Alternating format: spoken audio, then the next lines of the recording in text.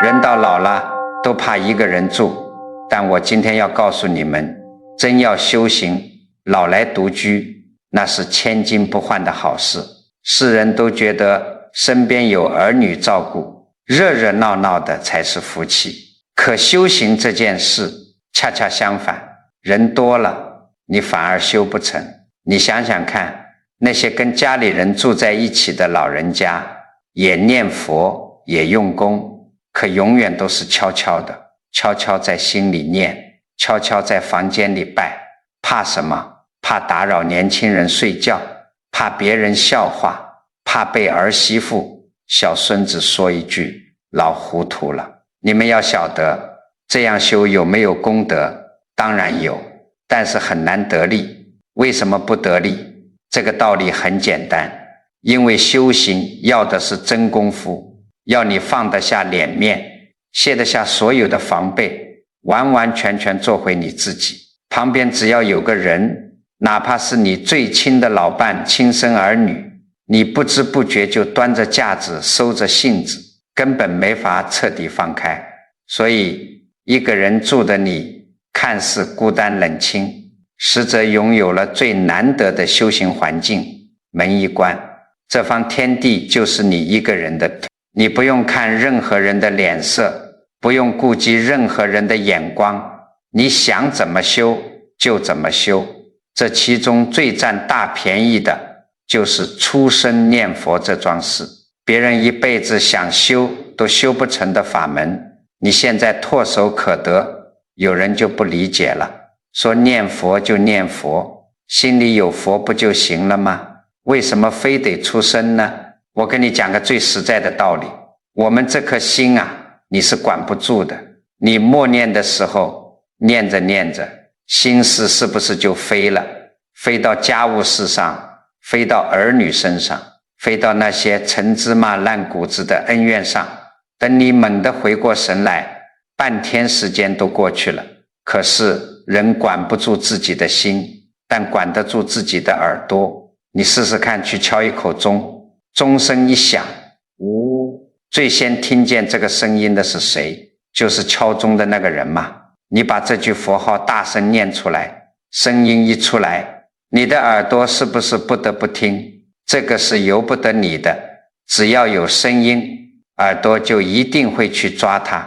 耳朵一去听，那个不知道跑到哪里去的心就被这个声音给硬生生的拽回来了。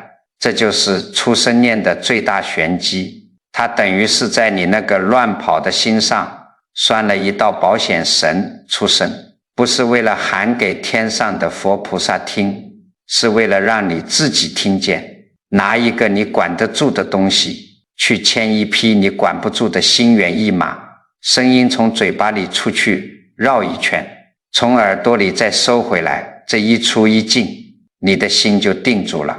佛法讲得很清楚，我们这个世界的人身上最灵光的一根神经就是耳朵。你看啊，眼睛隔着一张纸，你就看不见前面的东西了。可是耳朵呢，前后左右四面八方一起来，隔着一堵墙，外头有车开过去，你照样听得清清楚楚。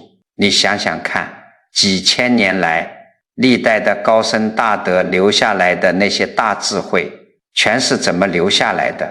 都不是靠当年写下来的，是靠说、靠听传下来的。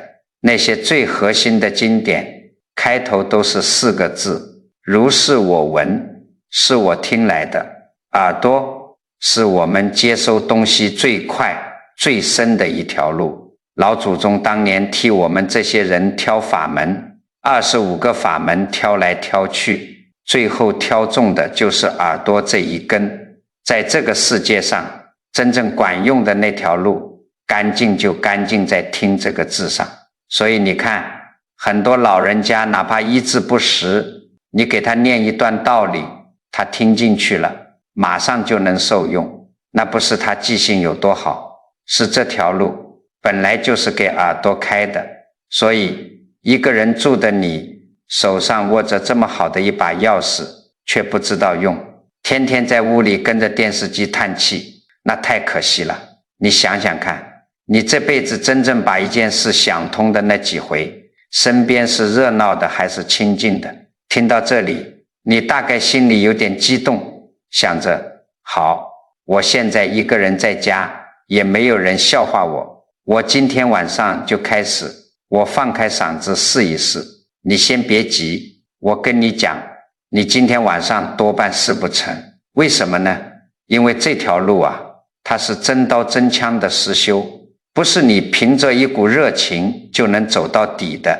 这中间一共有4道关卡，这4道关是一步挨着一步的次第，就像上台阶一样，绝对不是并列的好处。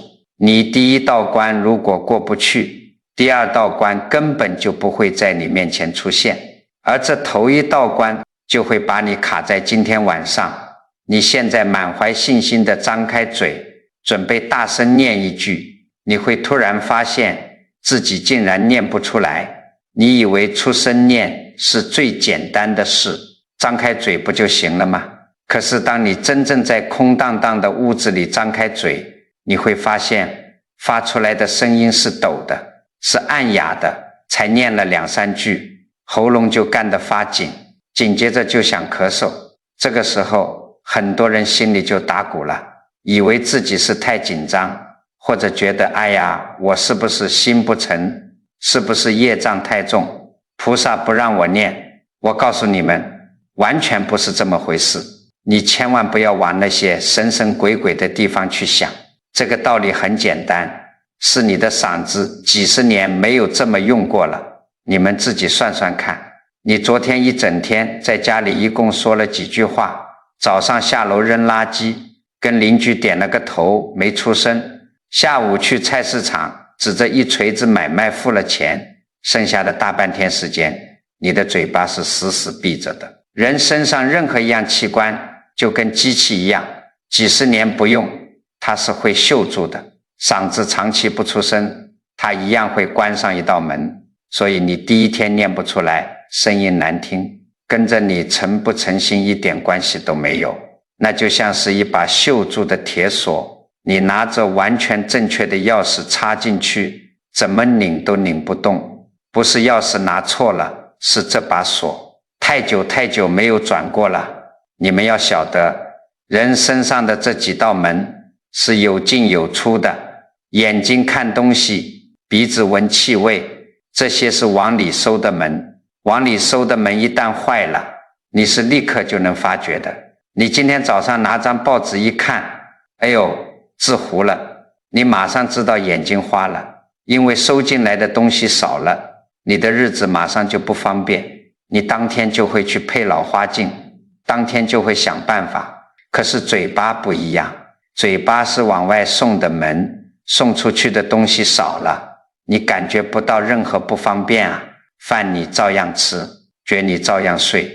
所以它就那么一年一年的悄无声息的慢慢关上。等你有一天突然发觉的时候，已经到了什么地步？已经到了一句再寻常不过的话，你要在心里头颠来倒去先过好几遍，才敢唯唯诺诺地说出口。大家记住我这句话，往里的门坏了，你会疼，你会急；往外的门坏了，它不疼。可恰恰就是这种不疼的退化才最误人。一说到修行，一说到出家人或者居士守规矩，人人都知道要守口业，以为只要不说人是非，不骂人，不说谎，这口业就干净了。佛法讲得很清楚，这只说对了一半，那是你主动去造作出来的一半，还有另一半叫该做的没做。一块好好的田地，你不去种庄稼，你以为它就会干干净净空在那里吗？不可能的，它会长满杂草。嘴巴也是一样的道理，你几十年不用它去做该做的事，不用它去说该说的话，它绝对不会保持所谓的清净，它是慌了。很多人老人家一个人住，一天到晚不说3句话，别人夸他，哎呀，老修行的境界高，真清净。我跟你讲，那不是清净，那是你的发声底气已经枯萎了。所以很多人念佛念了一辈子，永远只敢在嘴唇里嘟囔，因为他那扇门从来就没有真正打开过。我认识一位老张，一个人住了整整7年，有一年除夕夜，外面万家灯火，鞭炮声一阵一阵的，老张一个人坐在客厅里看电视里的晚会。到了0点快敲钟的时候，电视里所有的主持人和观众都在大声喊198。老张看着那个画面，心里一热，也想跟着电视机一起喊。他张开嘴，可是那一瞬间，他惊悚地发现自己的喉咙里竟然只冒出了一股干瘪的气声，怎么用力都发不出清脆的声音来。那一刻，老张心里突然涌起一阵巨大的恐慌，他赶紧把电视机静音，站在客厅中央，摸着自己的喉脖梗，强迫自己大声念出一句南无阿弥陀佛。声音出来了，但那根本不像是人的声音，就像是2块粗糙的砂纸在狠狠地摩擦，又干又哑又刺耳。才念了3声，喉咙就像被刀片刮过一样，气都喘不上。换做别人可能吓得倒头就睡了，觉得今晚出了眉头，但老张没有。老张缓了一口气，重新在沙发上坐得笔直。他看着空荡荡的墙壁，不管声音多难听，不管喉咙多疼，他咬着牙一句一句地往外顶。那个破锣一样的声音在冷清的客厅里撞到墙上，又弹回他的耳朵里。念着念着，老张的眼泪唰的一下就流下来了。他不是觉得命苦，也不是想起了什么伤心事，他是在那一刻突然发现，在这间死寂了7年的屋子里，他终于听到了一个活人的动静。虽然那声音难听得要命，但那是他自己的底气。那个生疏的回声成了他这个除夕夜唯一的伴。那一晚，老张一直念到后半夜，也正是在那个除夕夜，他喉咙里那把生了7年铁锈的锁被这句佛号硬生生的给撞开了。所以换作是我们要怎么破这道关？很简单，先别急着念佛，因为你一上来就念佛号，你的潜意识里会带上一个包袱，我在修行，这是一件神圣的事。人一旦带上这个念头，身体就会紧，喉咙就会缩，本来就出不来的声音就憋得更死了。我们要怎么做？前3天你就拿最不要紧的废话把这把锁给转开。早上起床，你坐在床边，把今天要做的事情大声地对自己说一遍。我今天上午要去买2斤小青菜，下午要把床单拿出去晒一晒，晚上早点睡觉。你要出声，看到桌子上的报纸或者手机里的一段新闻，你不要只用眼睛看，你放开声音把它读出来。甚至你走到阳台上，对着你养的那盆君子兰跟他唠叨2句。你的目的只有一个，让你的发声器官重新运转，让声音能够毫无阻碍地从肚子里推出来。就这么练上3天到7天，你会很明显地感觉到，你听见自己的声音开始有底气了，不再抖了，不再像破风箱一样漏气了。一句话说到最后一个字，尾音能够稳稳地拖住了。最准的一个过关标志是什么？就是你能一口气把一句很长的话顺顺当当地说完，中间不需要停下来大喘气。到了这一步，恭喜你，第一关的这把铁锁你转开了。这个时候你再把佛号提起来，那声音就是圆润的，是从心底流出来的。可是声音出得来了，你千万别觉得这事儿就算成了。等你这么顺畅地念上个10天半个月，你会无比沮丧地发现另一件更折磨人的事。你的嘴巴在噼里啪啦地念得很热闹，但你这个人根本不知道跑到哪里去了。这就是这条路上的第2道关，也是卡住大多数人最长的一道关。你以为自己念着念着走神了，是因为年纪大了，脑子不听使唤，或者觉得自己定力不够，对不对？很多人一走神，马上就在心里头骂自己，哎呀，我又跑了，我真是业障重，然后咬牙切齿地逼着自己使劲集中注意力。可是你会发现，你越是使劲，那个心跑得越快，杂念就像开水锅里的泡泡一样，咕嘟咕嘟往外冒。我告诉你们，不要怪自己，走神根本不是你的错。这个道理很简单，你伸出手指头数一数，你坐在那里念佛的时候，你身上有几样东西在同时忙活，你就算闭着嘴，只有一张嘴在念，对吧？可是你的眼睛是不是在看屋角那盆花叶子黄了？你的耳朵是不是在听外头马路上的喇叭声？你的鼻子是不是闻到了厨房里剩菜的味道？你的身体是不是觉得这把椅子坐久了腰有点酸？最要命的是，你的心里还在盘算着，明天大孙子要来，我得去菜场买条黑鱼。你看，眼、耳、鼻、身、意，这5样东西全在往外跑，全在忙别的，就只有你这一张嘴在孤军奋战，1比5，你那一张嘴怎么可能拽得住那5个跑偏的家伙？所以不是你不够专心，是你人手不够啊。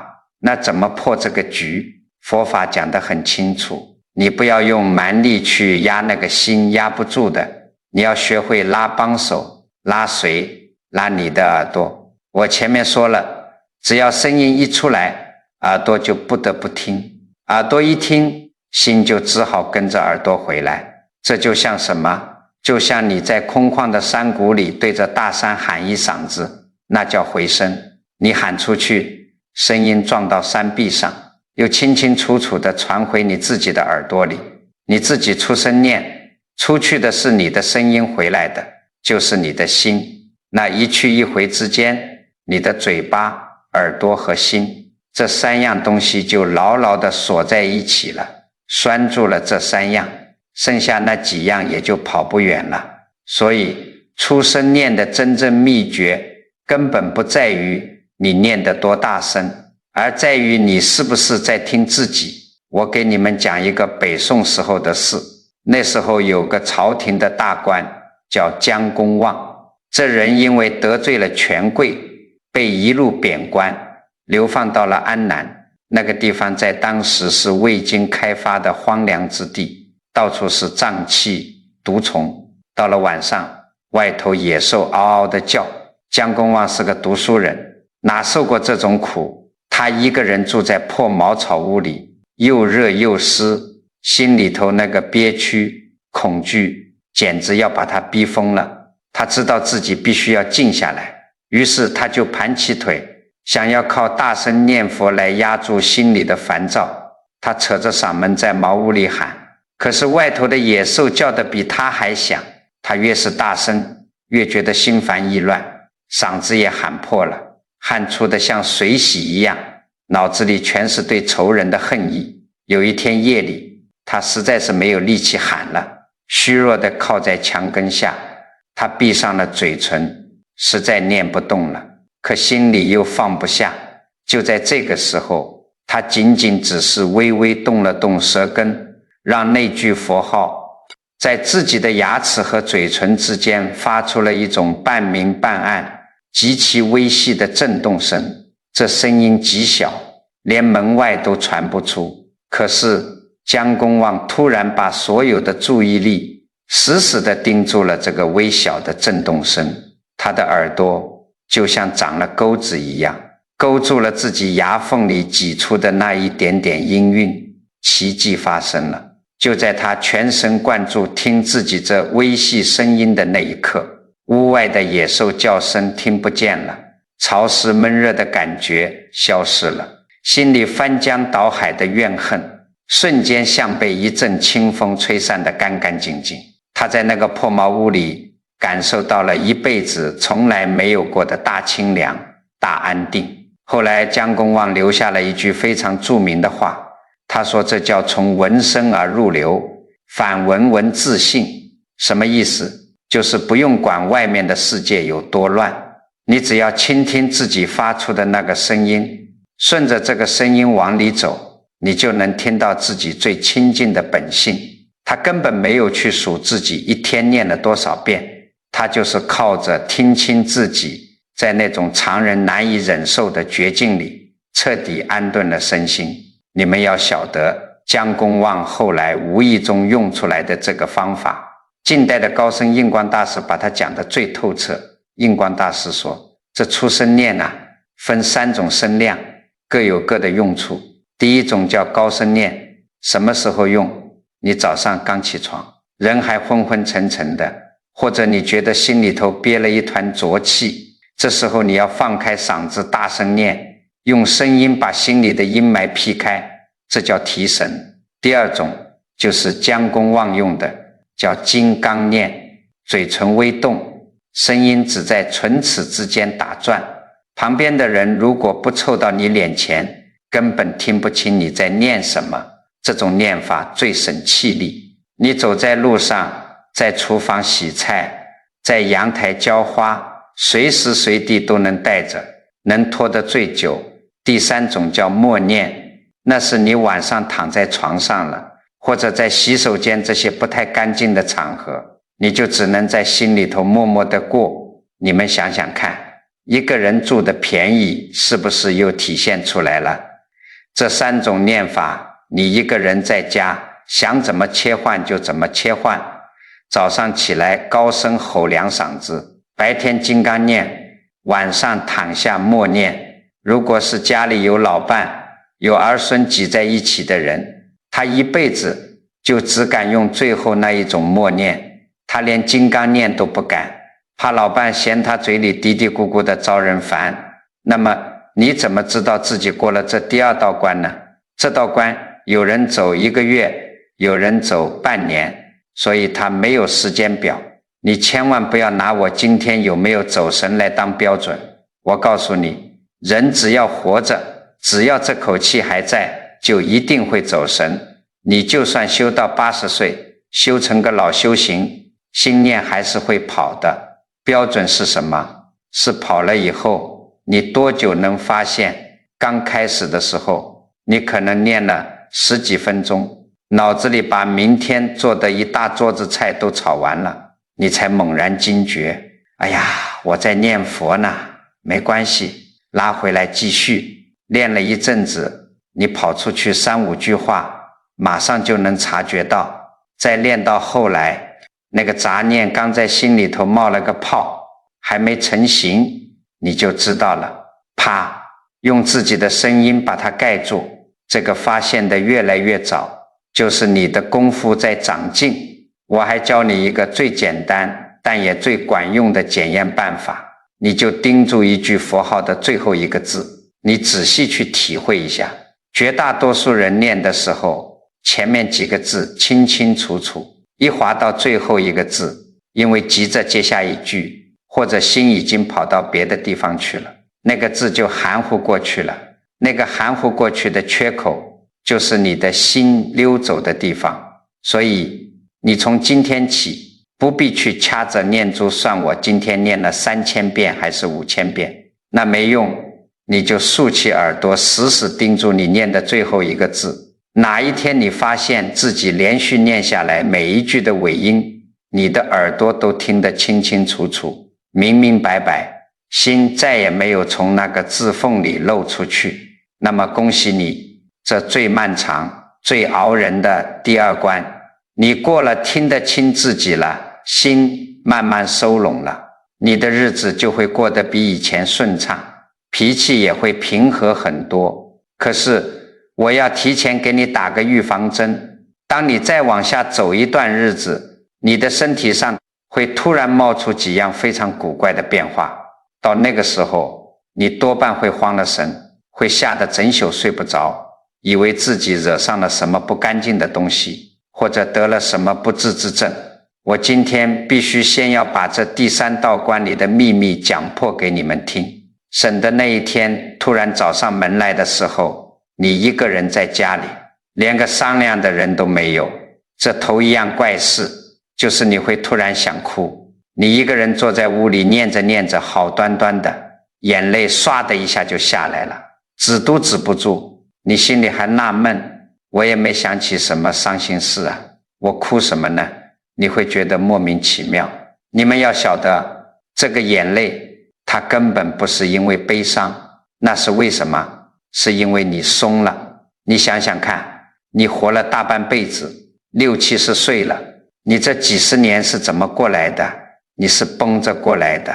年轻时候为了养家糊口绷着，老了为了不给儿女添麻烦绷着，你心里头压了多少委屈，多少不甘心，这些东西你平时感觉不到，因为你一直在使劲压着他们。现在你通过出声念佛，听着自己的声音，你的心第一次真正的安静下来了，那股绷了几十年的劲儿突然松开了，压在心里头的石头一挪开，底下那些陈年老账，那些被你压抑住的情绪失去了压力，自己就往上浮了。所以这个哭是释放，是身心彻底放松后的自然反应。这跟一个人在冰天雪地里冻了半天，突然泡进热水澡堂子里，浑身一松，眼皮子就沉得想睡觉，是一个道理。不是水让你困，是你终于不用死死绷着那根神经了。遇到这种情况，你不要忍，也不要去追究自己到底在哭什么，随他去，哭完拿毛巾擦擦脸，接着念你的佛，多半持续个10几天，这股情绪排干净了，自然就好了。第二样怪事是你会突然变得特别爱犯困。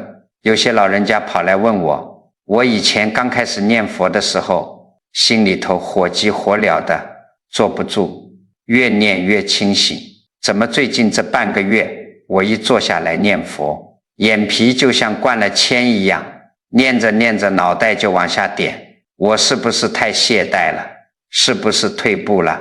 我告诉你们，完全不是。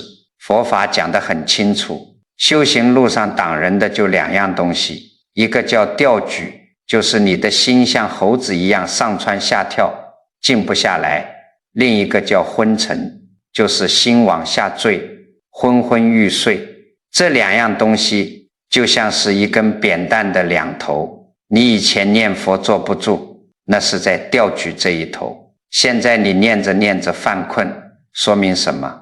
说明你的心已经从像猴子一样乱跳的那一端沉下来了，你已经从这头走到了那一头，这是你走了一半路才会遇上的事，这是功夫加深了，绝对不是退步，只不过这也是个障碍，也得破。怎么破？这个道理很简单，你犯困的时候不要死撑着坐那儿闭眼念，你马上站起来，在屋里走动着念，或者把声音放开，大声念几句，身子一动，声音一响，那股昏沉的浊气就散了。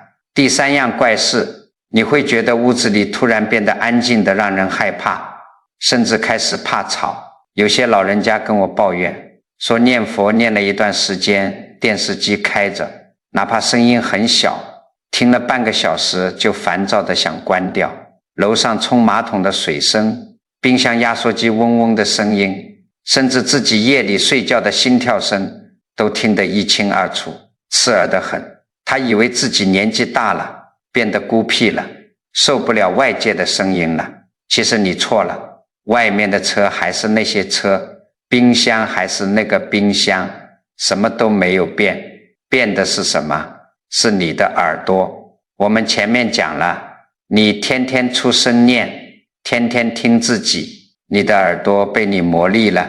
以前你的耳朵几十年都是在替别人工作，听别人说话，听电视里的声音，你的耳朵是往外跑的。现在他头一回老老实实的替你自己工作了，他收回来了，变得极其灵敏。这就好比开春的河，你站在岸上看，河面上还是白茫茫的一层厚冰，你以为水还没化，其实呢，冰底下的水早就已经活了，已经开始哗啦啦的流动了。等你哪天突然听到咔嚓一声冰面裂开的时候，底下的水早就流了很久了。你的耳朵也是这样，它灵敏到了能捕捉到以前你根本忽略掉的那些微细声音。这不是幻觉，这是你的耳根回来了。所以你觉得吵不是孤僻，只是你的耳朵现在变得有点挑食了，它喜欢清静，不喜欢嘈杂了。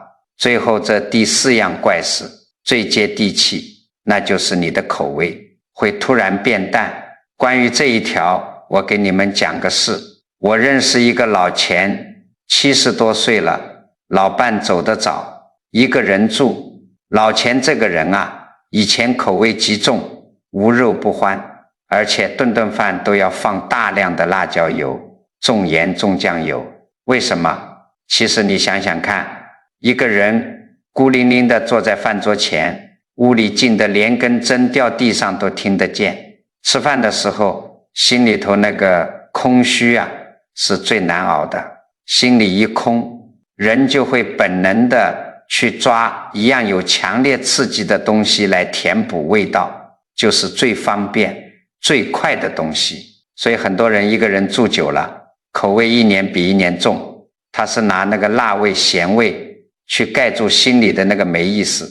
后来老钱听了劝，开始在家里出声念佛，每天早中晚雷打不动，就这么坚持了大概半年。突然有一天中午，他从菜场买了一块上好的五花肉，像往常一样炖了一锅红烧肉，结果盖子一掀开，那股油腻的肉味一冲，老钱突然一阵反胃，恶心的不行。他连着试了几天，发现自己根本吃不下那些重油重辣的东西了，闻到就难受，就只想吃点水煮青菜，喝点白米粥。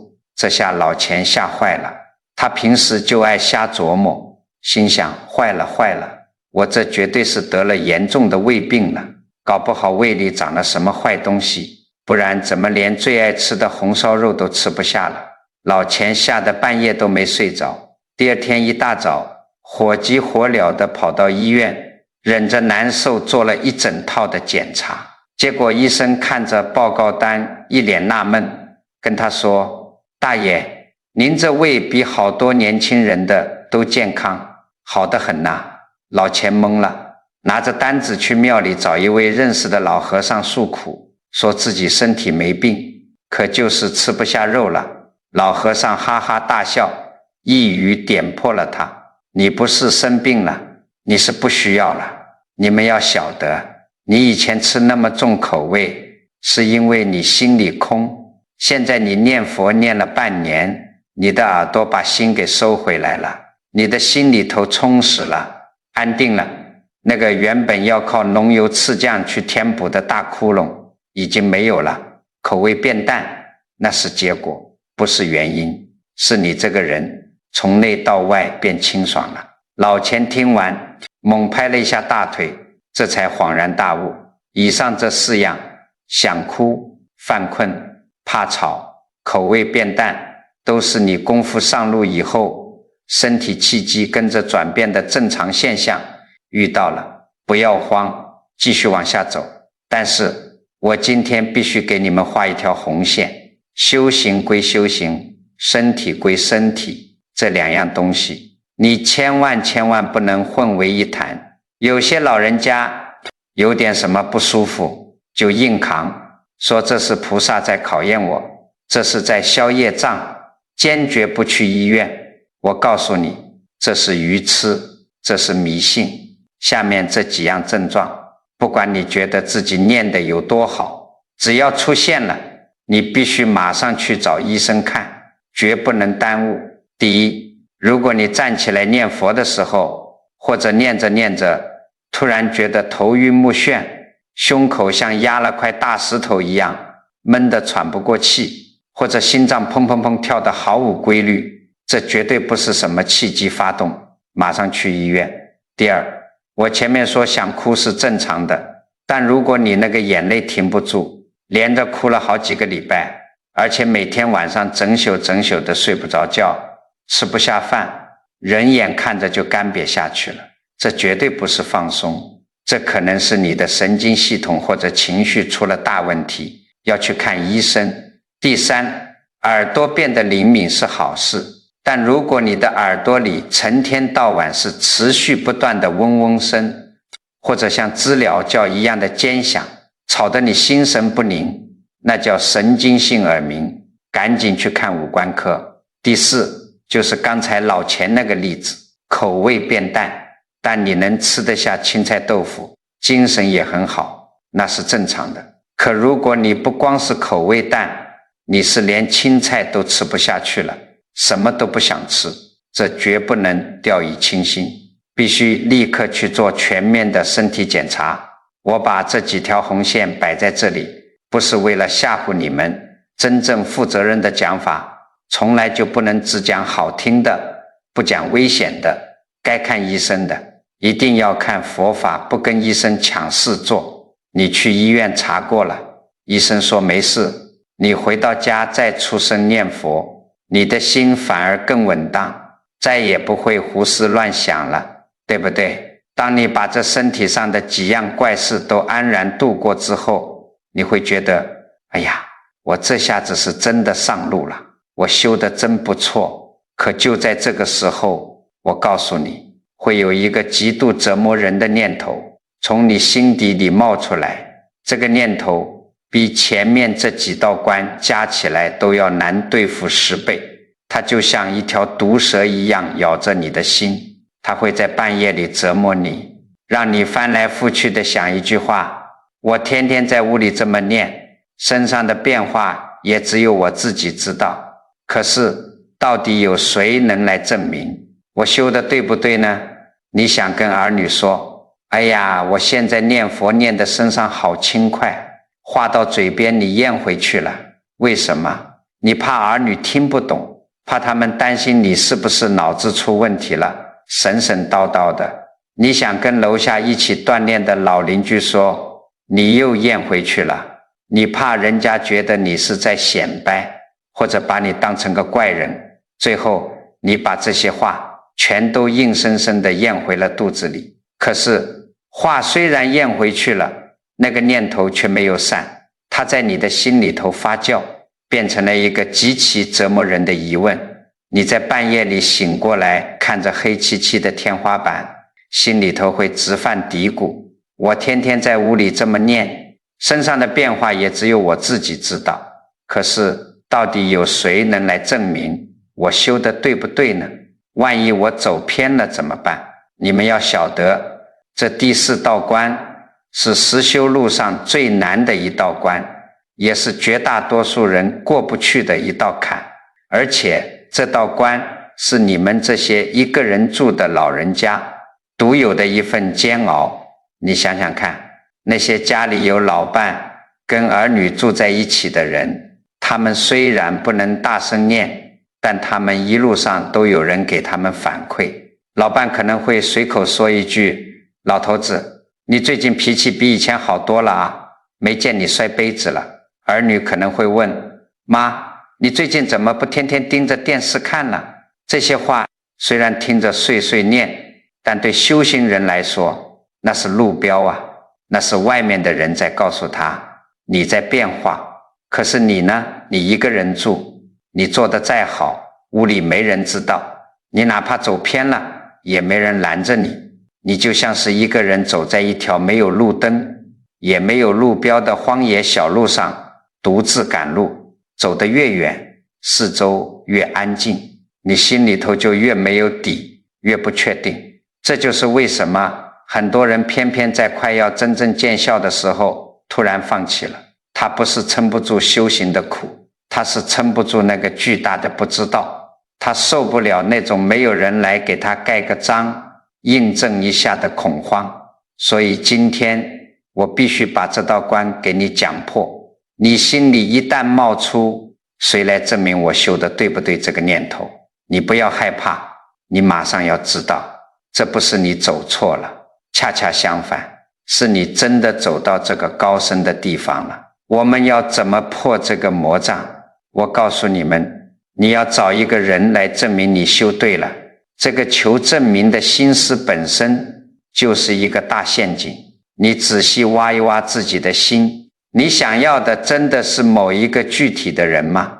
不是的，你想要的是从外面飘过来的一句话，你做得对，可是从外面来的东西靠得住吗？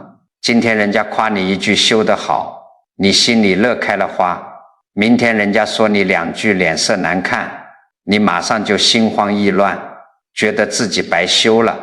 你把自己的心安在一个随时会变的外人身上，那你这辈子就得一直盯着别人的脸色过日子，这个坑是没有底的呀。更要紧的是，那个能印证你的人，他凭什么印证你？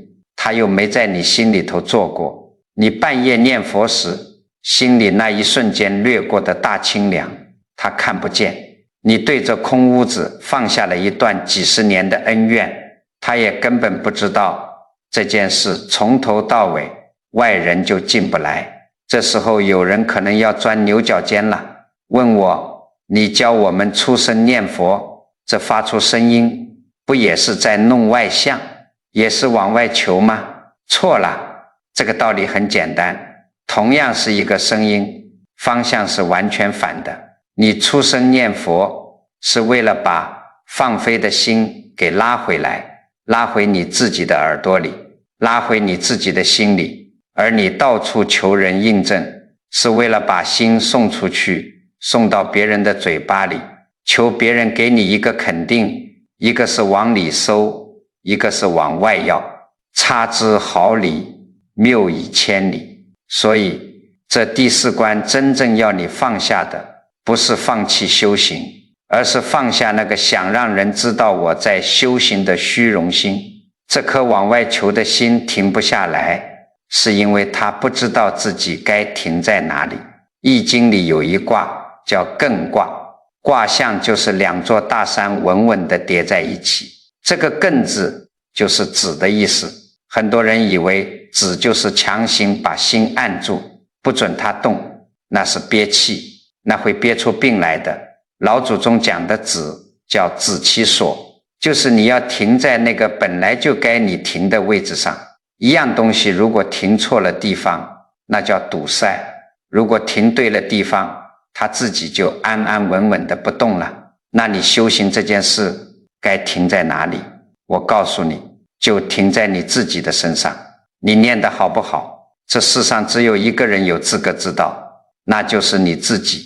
这不是叫你自负，这是因为这条路上本来就没有别人。一旦你把这一点死死地认下来了，那个到处找人印证，到处攀援的心，咔嗒一下自己就落地了。唐代有一位法照大师，他早年的时候经常一个人在荒山雪地里行头陀苦行，连个破庙都没有，就睡在树底下。有一年冬天大雪封山，他病倒了，浑身滚烫，又饿又冻，奄奄一息。人在濒死的时候是最脆弱的，各种魔障和恐怖的幻觉全来了。法照大师当时心里产生了一种极大的恐慌，他怕的不是死，他怕的是我在这荒山野岭苦修了这么久，到底修对没有？要是这个时候有一位大德高僧从天而降，摸着我的头告诉我一句法照，你走在正道上，那我就是现在立刻死在这里，我也心甘情愿啊。这种极度渴望别人来印证的念头，把他折磨得比身体的病痛还要苦10倍。在风雪里熬了几天几夜，突然之间他猛地惊醒过来，他在心里给了自己一巴掌。我到处求人来证明，这不也是心外求法吗？这不也是在攀援吗？我自己的心为什么要等别人来盖章？那一刻他把心收了回来，他不去管外面有没有师父，有没有菩萨现身，他就盯着自己看。他发现当他不再向外求的时候，那种对死亡的恐惧，那一下紧缩的慌乱竟然奇迹般的淡了。他就对自己说，我不需要任何人来证明。心念一转，就停在自己身上。就在那一瞬间，病痛虽然还在，但他心里的境界轰然洞开，什么魔障都烟消云散了。所以过了这一关的标志，绝对不是你赌气说我才不在乎别人怎么看我呢。真不在乎的人提都不会提。真正的过关是你压根就想不起来要去给谁看。说到这里，你又要问了，如果没有人来印证我，那我怎么知道自己是不是在原地打转或者自欺欺人呢？问得好，你虽然不求别人印证，但你自己总得有个准心。我今天教你3个路标，这3样东西是你自己绝对骗不了自己的。你不看今天念了多少遍佛号，你就看你这个人在这3点上变了没有。第一样，看你的脾气，不是看你发不发火。人只要吃五谷杂粮，只要还在俗世里，碰到糟心事肯定还是会生气的。你不要要求自己像木头人一样，看什么？看你发完火之后，这股气多久能过去。以前儿女说错一句话，你能梗在心里头生半个月的闷气，饭都吃不下。现在发完脾气，半天的时间，心里就云淡风轻散掉了。这说明你的心不黏污了，这一样最准，因为它由不得你装。第二样，看你的睡眠，不是看你每天睡10个小时还是8个小时。老年人觉本来就少，看什么？看你晚上躺下之后多久能睡着。半夜如果起夜醒了，躺回床上，能不能马上再睡回去？心里头有事压着，有烦恼挂着的人，半夜醒了是绝对睡不着的，眼睛能一直睁到天亮。如果你现在躺下就能安睡，哪怕睡得少，但睡得沉，说明你心里的包袱卸下来了。第3样，也是最要紧的一样，看你怕不怕死。谁都绕不开这个问题。半夜突然醒过来，四周静悄悄的，一想到自己将来有一天要离开这个世界，离开这个屋子，变成一撮灰，心里头会不受控制的咯噔一下，猛地发紧，后背发凉，对不对？你不用强迫自己，骗自己说我不怕，你只需要静静的留意。当你再想到这件事的时候，那一下发紧的时间是不是变短了？那股从脚底板抽上来的凉意是不是没那么刺骨了？如果是，那就说明你这句出生念的佛号已经真真切切地动到了你的生命之根上。这3样东西，脾气、睡眠，对生死的态度有一个共同的好处，那就是他们全都是你一个人在屋里知道的，也全都是你一个人骗不了自己的。所以这第4道关的答案从来就不在外面，它一直就在你自己手上。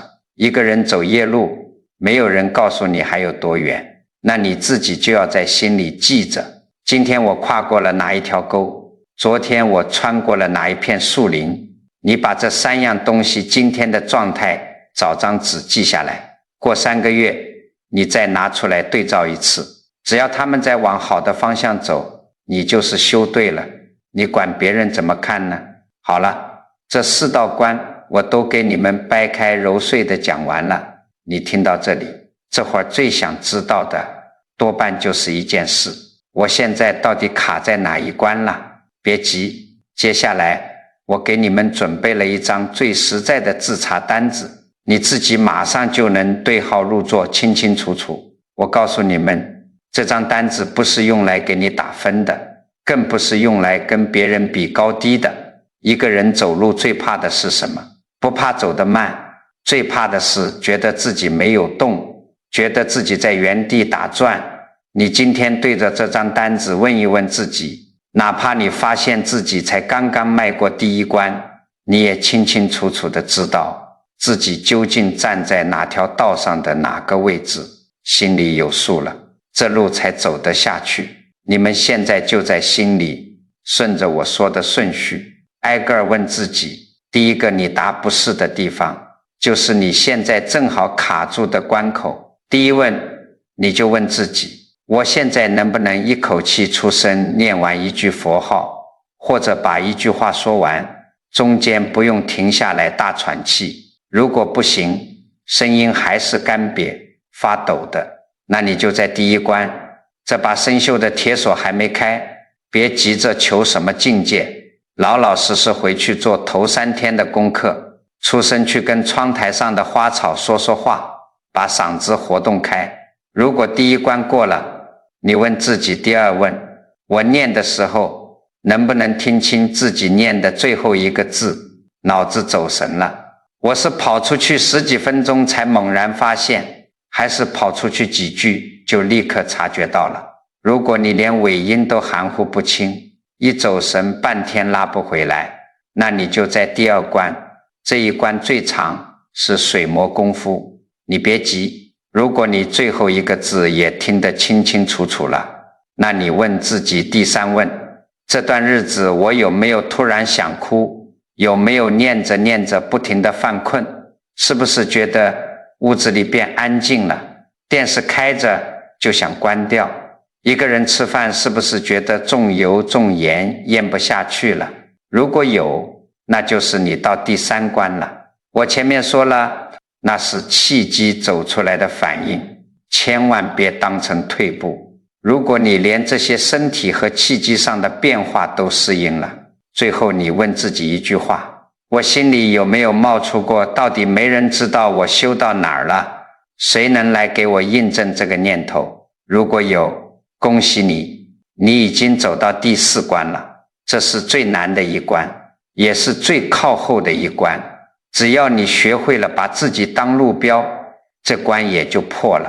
这4道关，你们是不是觉得分开看，各有各的难处？你们要晓得，这4关连起来看，就像是一把钥匙上的4个齿，少一个齿，这把锁就捅不开。4个齿全部对齐了，你连使劲都不用，轻轻一转，门自己就开了。你想想看，第1关开嘴是把口这一根给找回来了，第2关听自己是用耳朵去抓，把耳和心死死拴在了一起。第3关身体起变化，想哭怕吵口味淡，那是你的眼耳鼻舌身跟着一起松绑了。到了第4关不向外求，是把你的意这一根也彻底收回来了，口耳眼鼻身意这6根就这么顺着这4道关一根一根的被你收回了老家。这不就是佛法里的都摄6根吗？这就是当年大势至菩萨传下来的那8个字啊，只不过菩萨说的是最后的结果，而你现在走的正是这个脚踏实地的过程。你只要一关一关的走下去，它自己就成了。不要一上来就妄想入定，见光有感应，那是想直接要结果，结果是要不来的，是走出来的。走到这一步，我要给你们讲一个阿婆的事情。有一年超级大台风登陆，整个城市停工停产，连大树都被连根拔起。阿婆一个人住在6楼的旧公寓里，整整3天断水断电。这3天里没有任何人来敲门，电话也打不出去，她和外面彻底断了联系。如果是以前，她绝对要吓得半死，心里会疯狂地想，万一我在这屋里心脏病发作了怎么办？发臭了都没人知道啊。可是那一次，她点了一根蜡烛，拿出了我教他的这4关自查表对了一下，他发现自己已经不知不觉走到了第3关。他看着摇晃的烛光，索性在屋子正中央搬了张椅子坐下。外面狂风像野兽一样拍打着玻璃，他就在屋里按照一天早中晚3个时段放开嗓子出声念佛。第1天风声很大，他心里还有点慌。到了第2天，他发现一件奇妙的事，外头的风雨再狂暴，也刮不进他的心里，他耳朵里全都是自己平稳浑厚的声音。屋外的台风越吵，屋里他自己的回声就越清晰。到了第3天，他看着窗外的黑云，摸着自己的心口，他突然发现那个一直害怕没人管的恐惧感竟然一丁点都没有了。到了第4天早上，风停雨歇，太阳出来了，阿婆推开窗户，外面一片狼藉，满地的树枝和垃圾，可是他的心里头却像被甘露洗过一样，干干净净，生机勃勃。这个道理很简单，易经里早就把这件事给看透了。易经里有一个卦叫复卦，讲的是什么？讲的就是冬至。一年365天，冬至那一天，白天最短，黑夜最长，是整个天地间最冷、最暗、最死寂的一天，看着好像万物都死绝了，对不对？可是老祖宗告诉你，不是的，恰恰就在这最阴冷、最寂静的极点里，地底下的第一线阳气已经悄悄地动了。这叫反复其道，7日来复，去到了尽头，它自己就会回来。而且阳气重生的那个地方，正好就是1年中最近的那一点。你们一个人住的晚年，儿女不在身边，逢年过节屋子里冷冷清清，没有应酬，没有人情世故，哪怕遇到台风天都没人来敲门。你以为那是热闹散尽，什么都没有了的苦日子。我告诉你们，那正是你这一生里的冬至啊，那正是你生命里最安静、最不被打扰的地方。那不是凄凉，那是你身上的那一线阳气。刚刚要破土萌发的地方，前面4道关你能出声，是因为没人；你能挑10层高声念金刚念，是因为没人；你走到最后不向外求，也是因为没人。拖住你的是这份清冷，可是真正成全你走到底的也是这份清冷。所以我今天才把这句话挑明了放在这里说，一个人住根本不是你命苦，这是这一世最后留给你的一个大方便。开头我说这句话那是空话，你跟着这4道关走到这儿，你自己心里是不是已经有了数了？既然路标都给你指清楚了，那从今天起，从你放下手机的这一刻起，你一个人在家里具体应该怎么做，动作怎么摆，时间怎么分，下面我就手把手的把这套救命的具体做法一步步教给你。首先，头7天最关键，也是破第一关开不了口的时候，这7天你怎么做？第1天到第3天，你千万先别急着念佛，因为你一上来就念，嗓子还没开，心里又紧张，很容易憋出病来。这头3天你就拿日常的废话来开锁，早上起来坐在床边，把你今天要做的事大声对自己说一遍，我等会儿要去买菜，下午要把衣服洗了，晚上煮点面条吃。你要让这个声音结结实实的从肚子里发出来。或者你看到茶几上有一份报纸，你拿起报纸，放开嗓子读一段，走到阳台，对着你养的绿萝大声唠叨2句也行。到了第4天，你觉得嗓子不抖了，不紧了，你再开始正式上佛号，不管是4个字还是6个字，你挑一句自己嘴巴里念着最顺溜的，选定了就咬死这一句，不要再换这头7天什么时候算过关。我告诉你们，就是你能顺顺当当一口气把一长句话说完，中间不需要停下来大喘气，你这第一关就算彻底破了。过了第一关，接下来你每天的日子该怎么安排？我给你把1天的时间切成3个时段，你用3种不同的念法。第一个时段是早上刚起床的时候，这个时候人睡了一夜，身上的气是往下沉的，脑袋也是昏昏沉沉的，这时候该怎么念？要用高声念。你洗漱完，坐在椅子上，放开嗓子大声念，声音一大，你身上的那股浊气就被劈开了，精神立刻就能提起来。不过你要记住，早上高声念1刻钟，15分钟就足够了，不要念太久，念久了伤气。第二个时段是你白天的零碎时间，你在厨房里切菜，在客厅里拖地，下楼去公园散步，这些时候怎么念？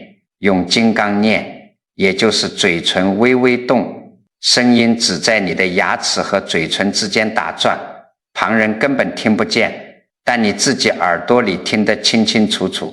这个道理很简单，这种念法最省力气，你哪怕念上2-3个钟头都不会觉得累，它能把你的心长时间的拴住。第3个时段是晚上你脱了衣服躺在床上了，这个时候绝对不能再出声念了，躺着出声伤身体，也不恭敬。这时候你该怎么办？换成默念，你就在心里头默默地过那几个字，闭着眼睛，心里念一句，耳朵在心里听一句，念着念着，如果你不知不觉睡着了，那最好不过，千万不要觉得哎呀我念佛睡着了，是不是不恭敬？没那回事，能在清净的念头里安稳睡去，那是你修来的福气。除了时间，在哪儿念也是有讲究的。你一个人住，屋里空旷，你最好在屋里挑一个固定的地方，哪怕就是客厅角落里的那把老藤椅，或者卧室窗前的一块垫子，地方一定要固定。为什么？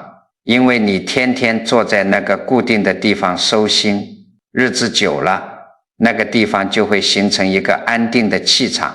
你只要一走到那把椅子前坐下，不用使劲，你的心自然而然就静下来了。如果你屋里有佛像，你就对着佛像坐，如果没有，千万不要执着，你就对着一扇光线好的窗户坐，也是一样的。至于姿势，坐着念站着念都可以。如果你念着念着像我前面讲的第2关那样，眼皮打架，开始犯困了，你立刻站起来，站着走动着念几句，那股瞌睡虫就跑了。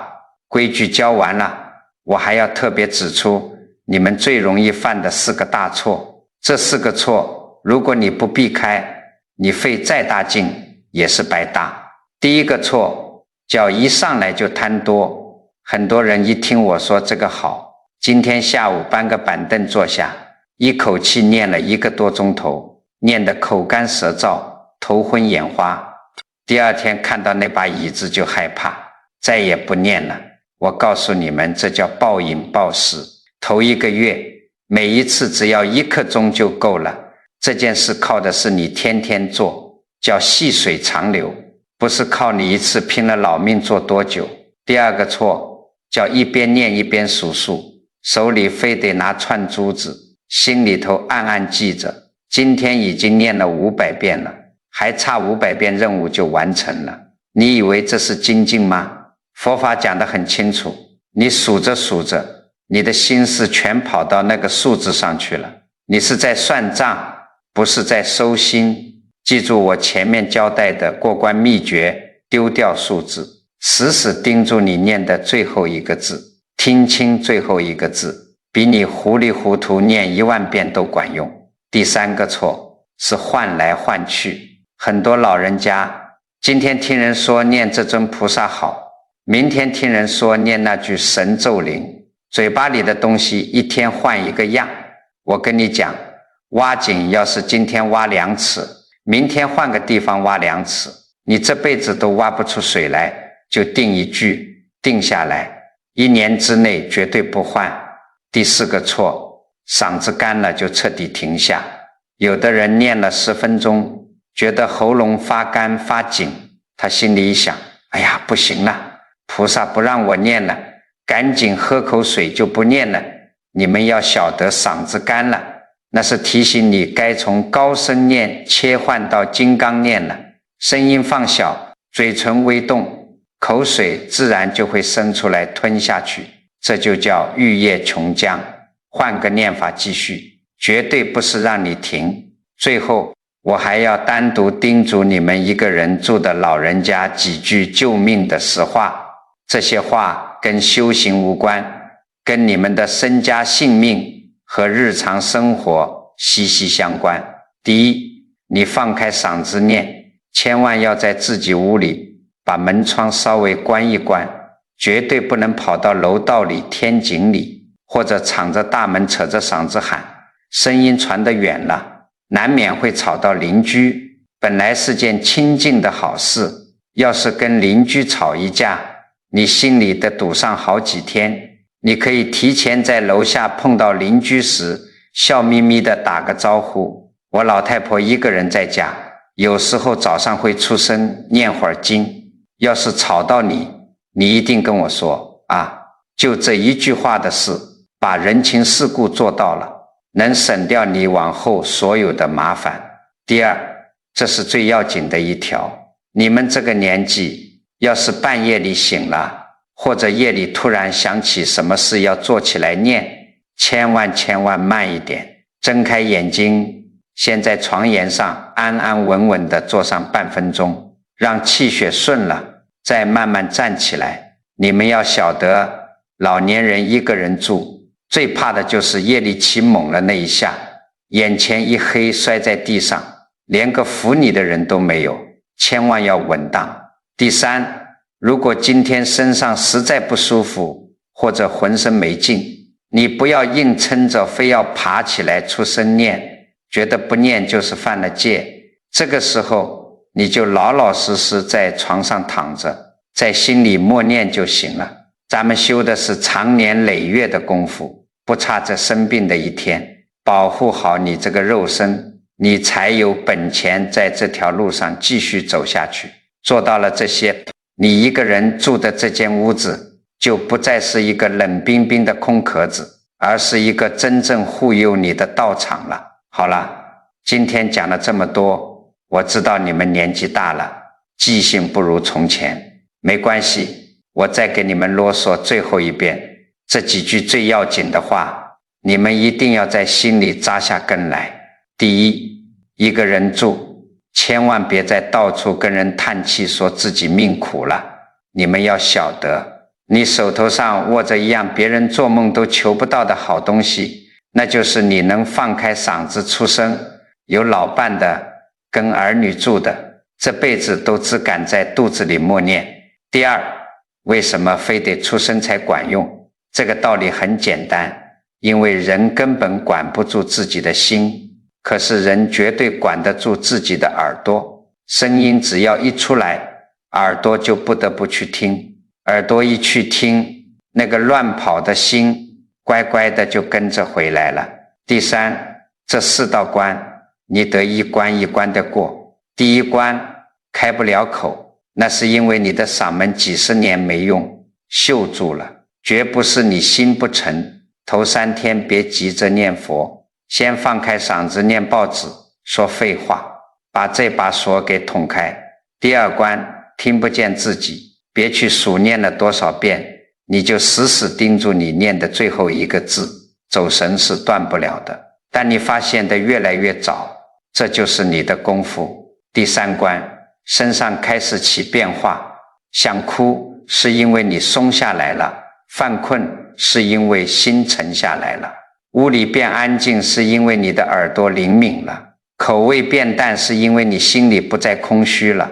但是我告诉你们，凡事有个度，如果你站起来头晕胸闷，眼泪流个不停还睡不着觉，或者人突然瘦了好几圈，千万别硬扛，马上停下来去看医生。第4关最难，叫没人印证，你不要去管别人怎么看，你就拿3样东西给自己当路标，看你的脾气是不是闪得快了，看你躺下是不是马上能睡着，看你半夜想起生死大事是不是没那么害怕了。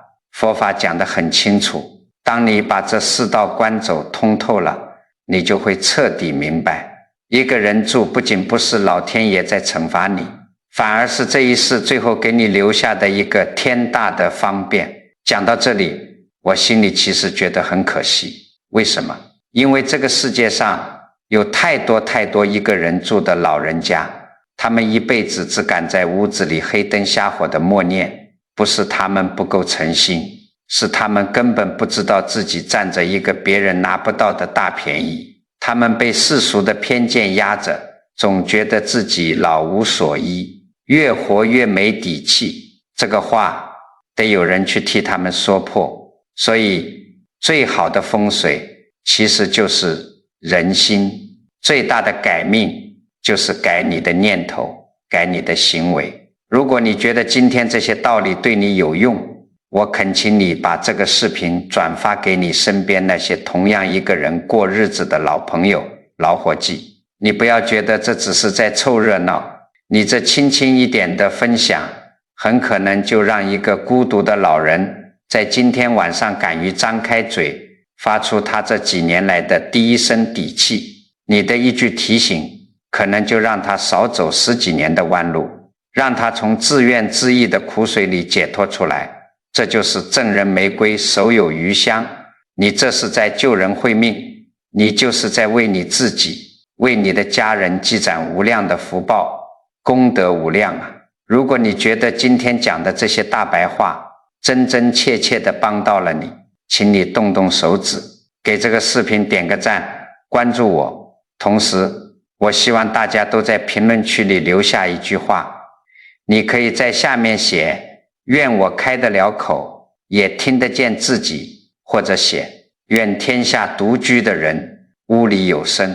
你们要晓得，文字是有力量的，人的念头是有巨大能量的。当千万个老人家把这些充满善意和愿力的文字汇聚在评论区的时候，它就会形成一个不可思议的清净能量场。你今天在这个场里写下的每一句善言，发出的每一个善念，最终都会化作最坚实的护身符，清清楚楚地回向到你自己和你的家人身上，保佑你们家宅平安，身心安宁。